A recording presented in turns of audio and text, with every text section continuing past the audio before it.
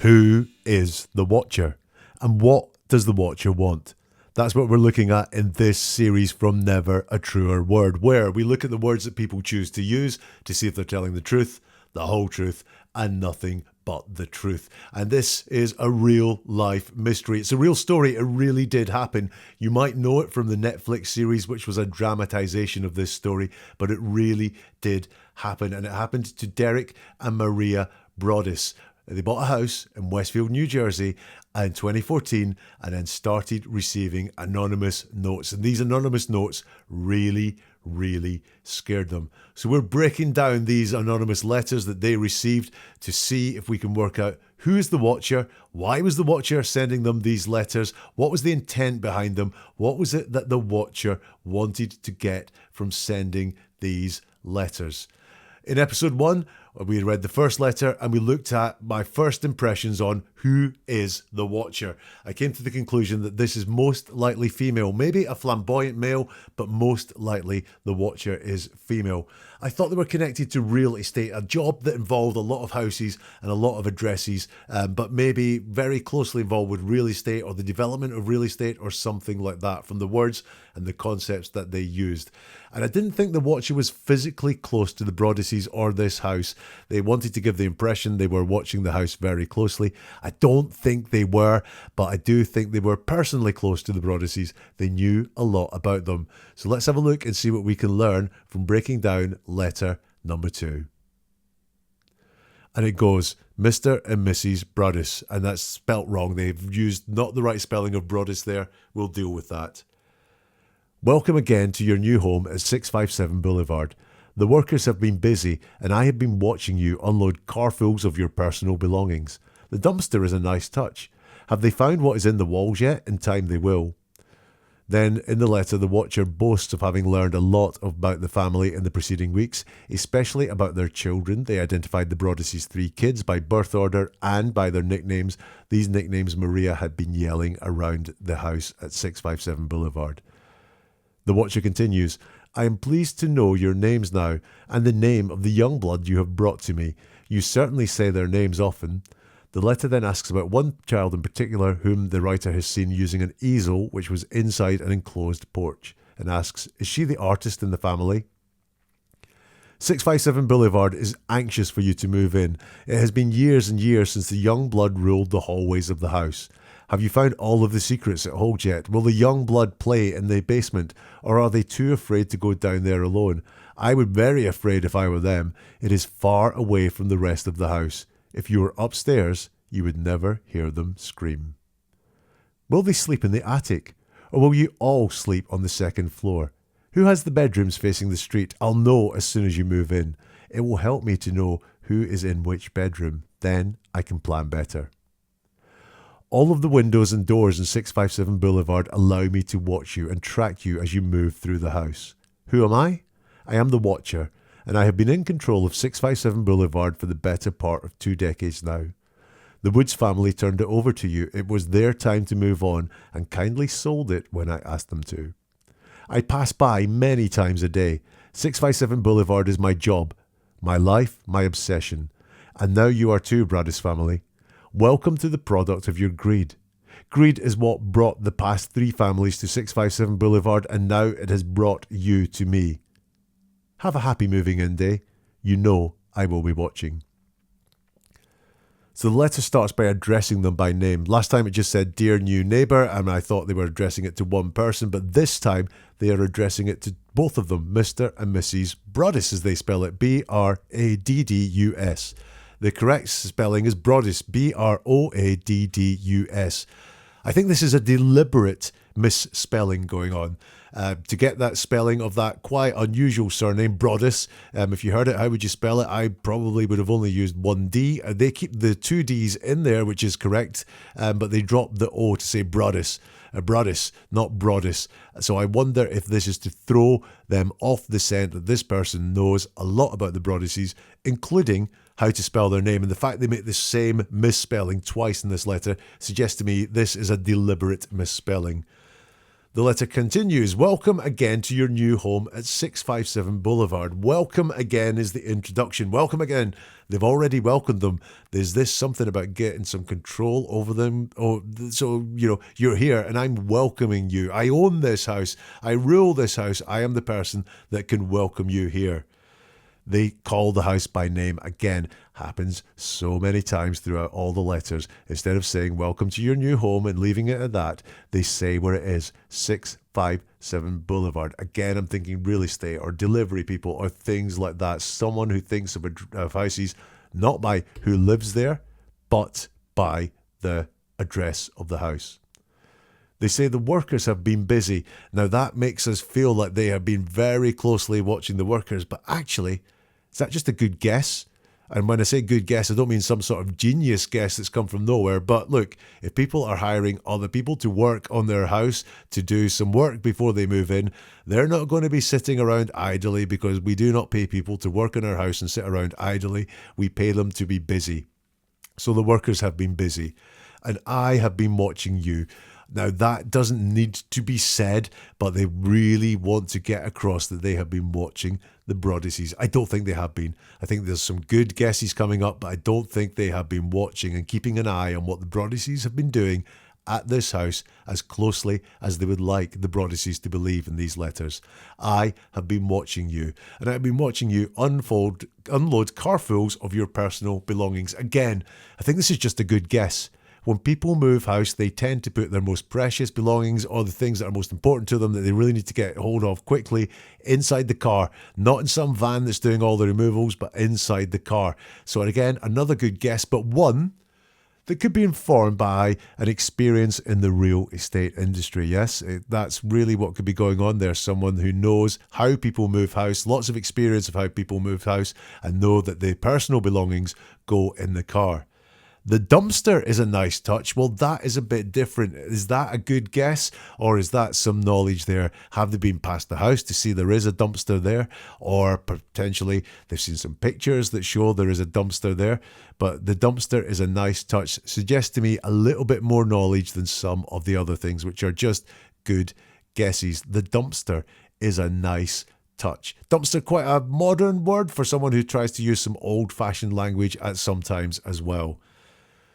The watcher then asks, have they found what is in the walls yet? Who's they? To scare the Broadduses, have you found what is in the walls yet would be more direct. So is they the workers? That's the only they that has been introduced so far. But who is they? And once more, the watcher does this thing of not saying things out loud, of not saying specific things, but alluding to things in the form of questions. Have they found what is in the walls yet? They never are specific about any of these scary things that are supposedly inside the house. Just have they found what is in the walls yet? In time they will. Then the watcher boasted of having learned a lot about the family in the preceding weeks, especially the names of the children, the nicknames of the children, and the order of their birth. And now, that again suggests to me someone who knows the Broadduses physically, personally, or is close to the Broadduses personally. These are things that you could have got through looking at social media, if the social media is quite open, maybe by some records that are available to the public, or maybe by being kind of close to that family in general. I'm pleased to know your names now, says the watcher, and the name of the young blood you have brought to me. And we have this term again, young blood, to talk about the children. Is a very visceral term. Again, makes me think of horror books, horror movies, describing them as young blood. Talks about the young blood you have brought to me. Who is the villain of this letter? Because at times they want to say that there are all these secrets and this malevolent horribleness inside 657 Boulevard. And at times it's them that's the villain, because the children are being brought to the watcher, not to the house, but to the watcher. And actually, when we look at it across the letters, the badness is in the house apart from when it comes to the children. And the badness towards the children comes from the watcher. I mentioned that this came to me when I listened to a couple of really excellent podcasts from the Consult True Crime podcast. I highly recommend you listen to the podcast, but their episodes on The Watcher are fascinating. And they made a very good point that you certainly say their names often sounds like judgment on the parenting. In fact, it gives off mother-in-law vibes. Now, hold on. I am not saying the mother-in-law of one of the Broadduses is the Watcher, but it's that mother-in-law judgmental about the parents, interfering mother-in-law judgmental about the parents vibe that seems to be coming through here. Someone with judgment about the parenting skills of at least one of the Broadduses. The letter continues, 657 Boulevard is anxious for you to move in, and we have this thought of the house as a person again. Houses don't get anxious, but in this story, the house is anxious. It's this characterization, again, makes me think this is someone who's a fan of literature, someone who's a fan of horror as a genre, either the films or the books there, to say that 657 Boulevard is anxious. And then they mention lots of things around the house which seem quite specific until you break them down. It has been years and years since the young blood ruled the hallways of the house. Well, years and years sounds like, I know it's been a long time since children were at the house, but what does years and years mean? 3 or 4? 35? It doesn't say. There's nothing specific about that. It's just this phrase, years and years. And then talk about the hallways of the house. Well, again, that sounds like some intimate knowledge of the house until you think about it. And if you had seen a picture of the house, especially if you work in real estate, you would know that house has hallways. The same as basement. A house that size, very likely to have a basement. And that basement will be far away from the rest of the house. And if you were upstairs, you might not hear sounds from the basement. So while this sounds, again, it's designed to unsettle the Broadduses about how much this person knows about the house, but these are all just good guesses. It's something fake mediums employ. It's called the Barnum statement, where the fake medium will be giving a reading and they will say something and the person getting the reading will go, oh, that's amazing. How did you know that very specific thing about me? And if you step back and look at what the medium said, it applies to so many people. It's a very broad, very generic statement. It just seems at the time very specific, and that's what we have here.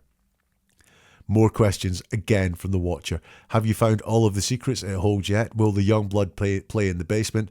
They don't know anything. They want to pretend that they know anything. They want to know that the Broadduses to know that things await them, but they don't know anything about the house. And also just notice that there, I think that they can only see the outside of the house. They talk about the dumpster. They talk about the workers being there. But that's quite specific. But when it comes to specifics of the inside, none whatsoever. These are all just good guesses. The letter continues. Will they sleep in the attic or will you all sleep on the second floor? Who has the bedrooms facing the street? More questions here. The Watcher again showing that they don't know anything.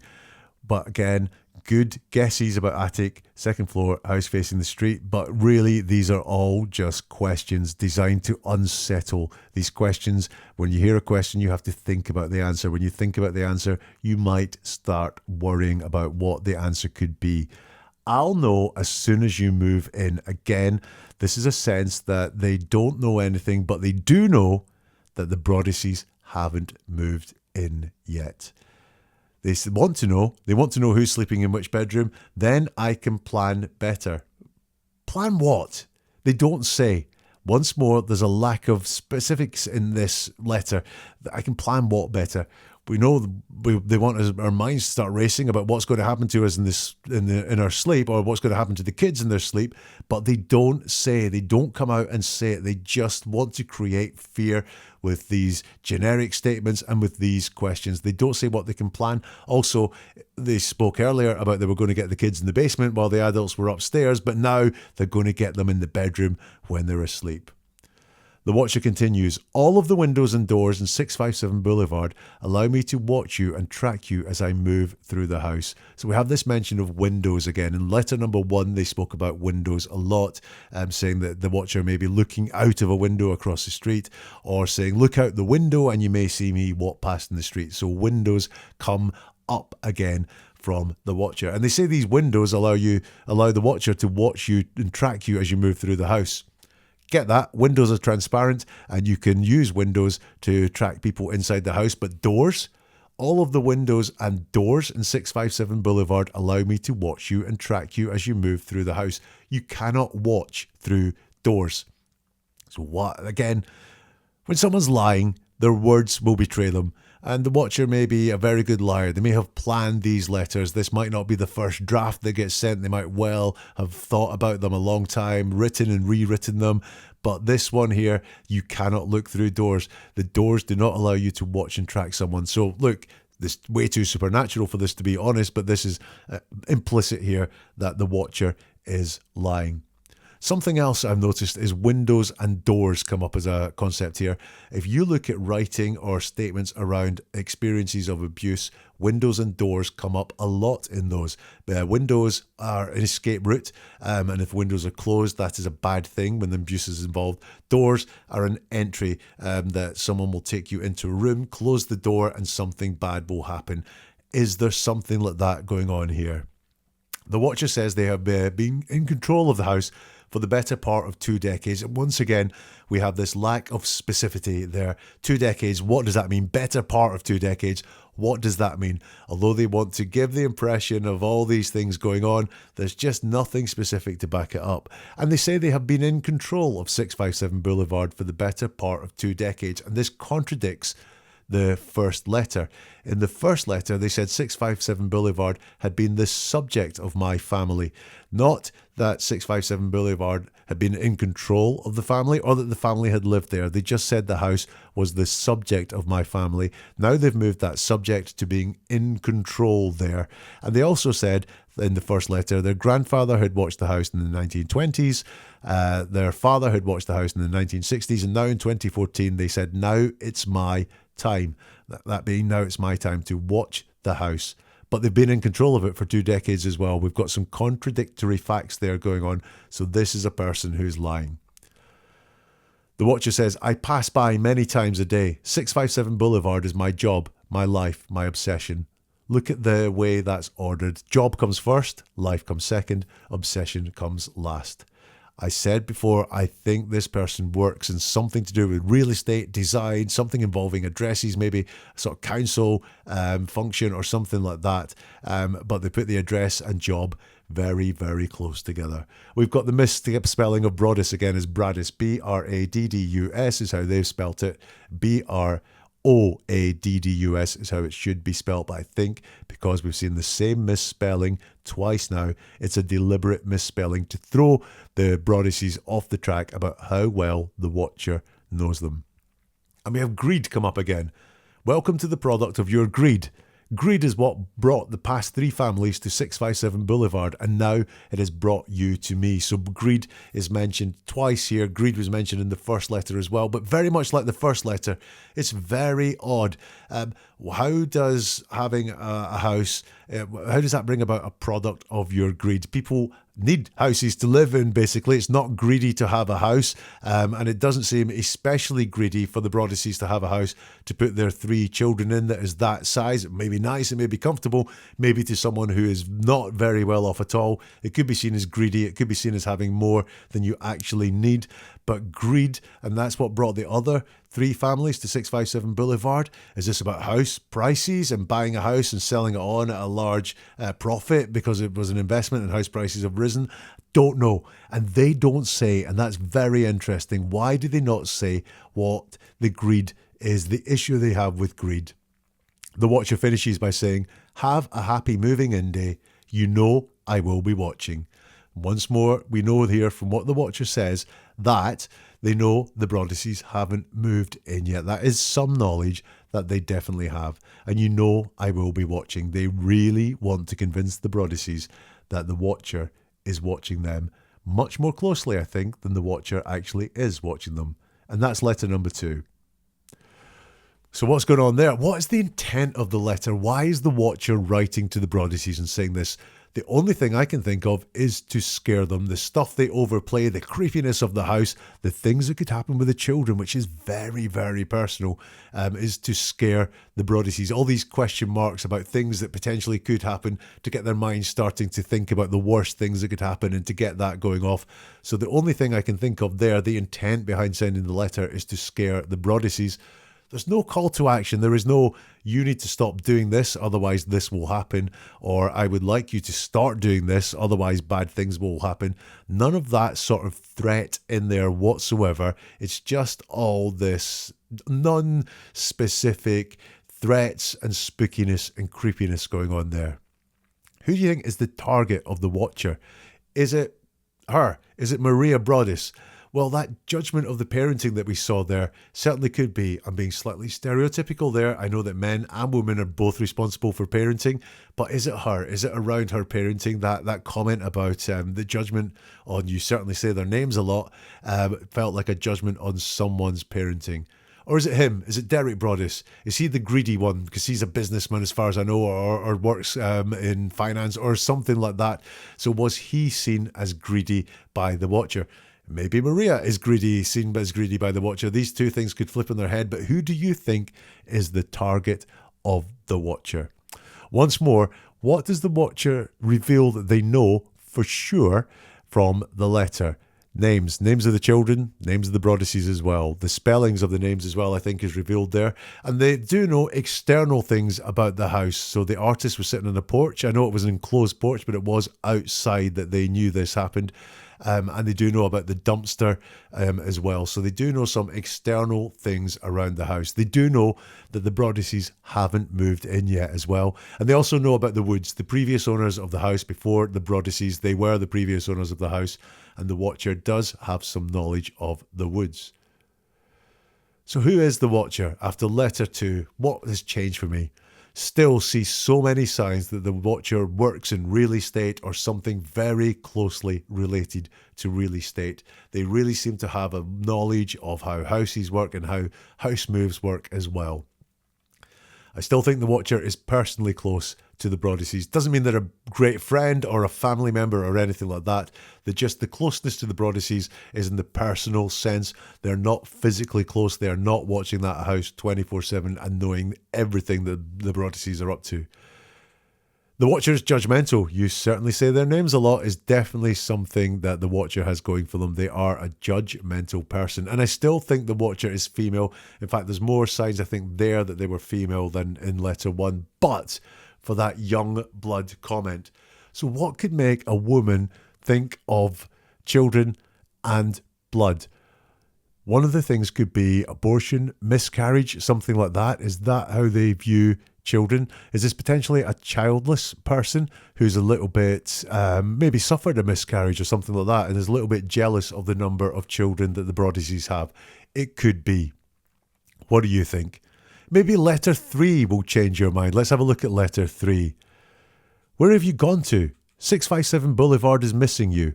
Are you one of those Hoboken transplants that are ruining Westfield? The house is crying from all of the pain it is going through.